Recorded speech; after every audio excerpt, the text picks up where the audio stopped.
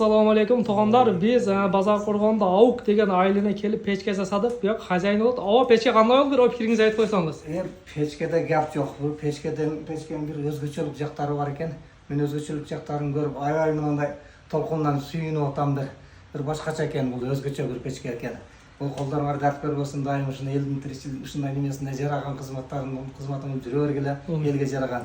Sizlarga da shu Allah Taala qanday tilekleringlar, maqsadlaringlar bo'lsa, o'shalardan bardığını Allah Taola'nın o'zi qabul qilib, o'zi qo'lda o'zi bardığın nimamizni qabul qilsin. Aytgansiz, va tartishlari, kuchlari qanday ekan pechka? Juda zo'r ekan, bomba.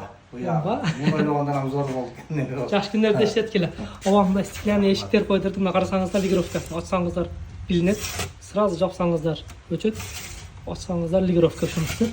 Bunisi esa kulang'ich, kul shuga tushib, havosga tegib, bu yerda jatib olib, o't kuyishni qarab o'tiradi davom etmoqchi. Qarasangizlar, uylar shunday remont bo'lsa da akkuratniy pechka jasasa bo'ladi. Arti jag'ында esa 3 duxovkasi bo'ladi. Bu duxovkalarda non, somsa, liboy narsa pishirsa bo'ladi. Nomerlarimiz 0700 menen 73 70 73. Hop, bunaqa qo'ltiqib ko'rsangiz, non, somsa pishirsa bo'ladi. Pishab-pishmay qanday deysiz? O, bu yerda non emas. Bu yakdala pishib ketgidek bu yerda shashlikdilar. Issiqni berishi yaxshi birisi inshaalloh. Qoldi artibdir nima qilgan qarab turishga niyozim bor ekan. Yaxshi kunlarda ishlatganlar, mayli. Rahmat sizlarga, Alloh baraka bersin. Aytgansiz kelsin.